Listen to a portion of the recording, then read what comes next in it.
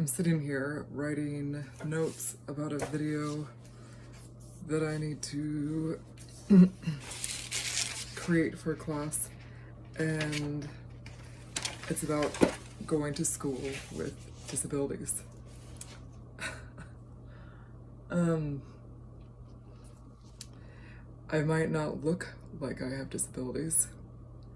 So many people that we come across might not look like there's anything wrong with them, but we're all struggling through things with things.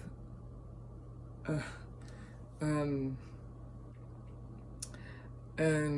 one of the biggest things that I struggle with is PTSD. And so I'm pretty certain that it's CPTSD. I am very dyslexic, so that's a very tricky one for me. But I haven't been diagnosed with that, and I only recently, in the last few years, even found out about that. That means when you've been through several traumatic events and it's just compacted over time, and so that's complex PTSD. So one of the things that one of my best friends, my best friend, Victoria, has been teaching me about are these things that come up when somebody has PTSD. And one of the things is OCD. It's needing to have constant peace and control of your surroundings so that you know and can gauge the amount of chaos that you have in your life, and because you're trying to avoid chaos, you're trying to avoid any disruptions of that peace and calmness. And so, like for me, I have a really hard time in public places these days. I have a hard time around people. I'm having a hard time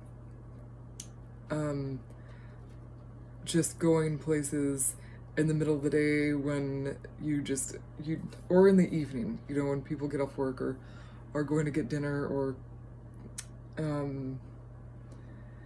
it just seems like you don't know what to expect, and so that's a more challenging thing for me. So I like to go to a certain grocery store about half an hour before they close, so I know that it's going to be empty, and it's on a day that's usually without people. And so I try to be mindful of things like this, and I try to be really cautious and aware, because I get really overstimulated. I'm very sensitive. I feel people's emotions. I feel people's energies. I am highly affected by my surroundings, and so I have to be very careful. I have to take really good care of myself and my home, and be very communicative to the people I'm around, who I live with. Well, just the one person I live with, and the people that I'm close to, that I talk to regularly, or like I'm in school, so my professors, and then my school people who are my support people, and always just trying to be very communicative and aware and honest with myself and those I'm around about where I'm at, and being honest about, okay, well, this isn't right for me, and so I need to just, I can't go for a walk with, people. I need to walk by myself usually, so I can call Victoria, or I can call my mom or my grandmothers, or another good friend of mine, and just be able to go on my regular walk and know that I'm going to be safe, and know that there's not going to be anything that comes up that it's going to take me away from the peace that I'm aiming to gain from the walk, and just like that regularity, the routine. But if you or somebody you know struggles with PTSD or anything similar, just know that you're not alone, and to be honest with yourself or listen to them. Just communicate and be kind to yourself, because it's not easy, and it's not supposed to be easy, but the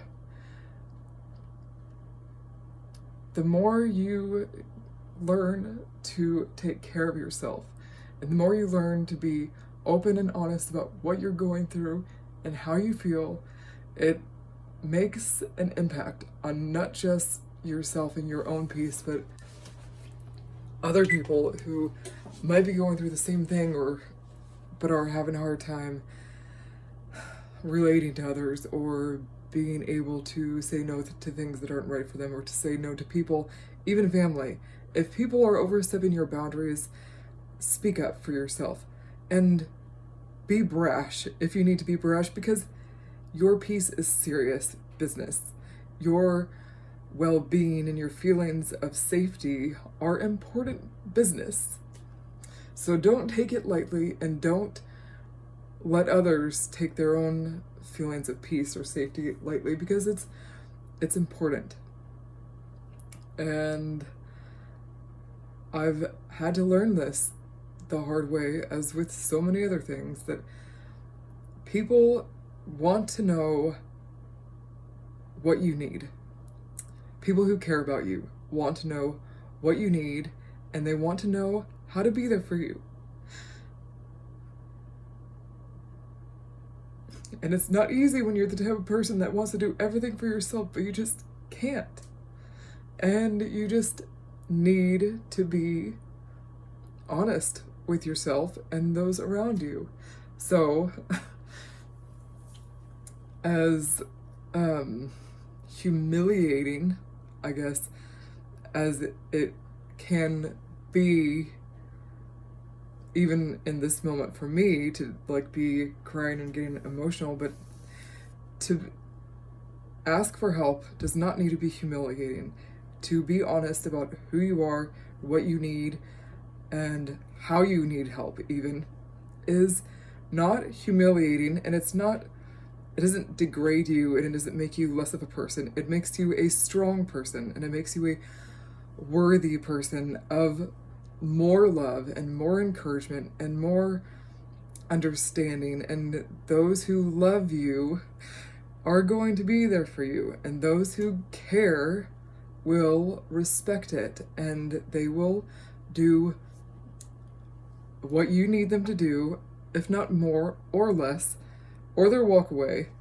And whatever it's going to be, is you are respecting yourself, and you are speaking your truth, and you are allowing yourself to show up for yourself.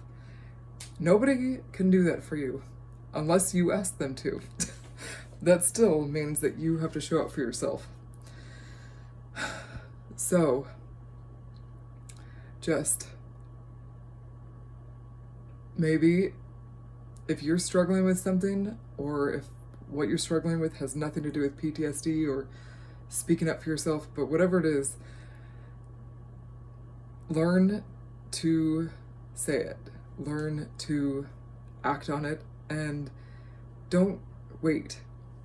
Because the longer you wait and the longer you push yourself aside, the more other people will continue to push you aside, because that's what you're teaching them to do.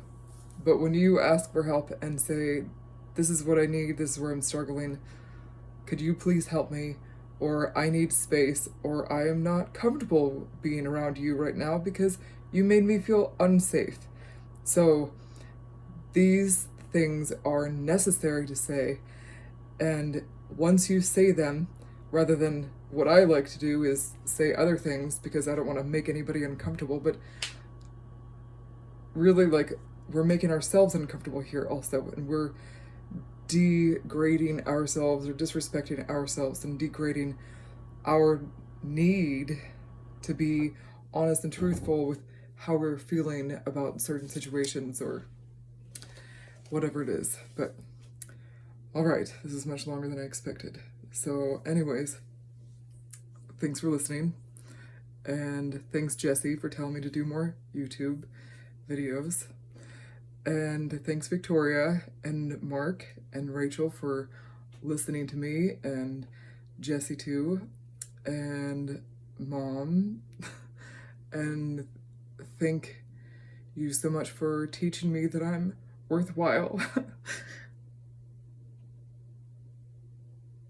and that I deserve respect, and that I deserve love, and that I deserve to be allowed to have time and space. And anyways, and thanks to my sweet son for getting me an ice pack for my head and helping me out today when I wasn't feeling good. But it's really important to find those people who respect you enough to teach you how to respect yourself also.